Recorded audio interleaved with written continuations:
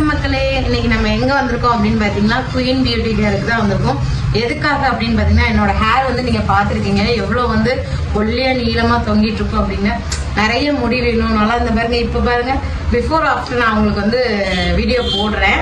இந்த வீடியோ வந்து கண்டினியூவா பாருங்க யூடியூப்ல. இங்க பாருங்க இப்ப என்னோட முடியை பாருங்க. எல்லாருமே முடி வந்து ரொம்ப கம்மியா இருக்குன்னு ஃபீல் பண்ணாதீங்க. இந்த மாதிரி முடி அதிகமாகிறதுக்கு தான் நான் ட்ரீட்மெண்ட் பண்றதுக்கு வந்திருக்கேன்.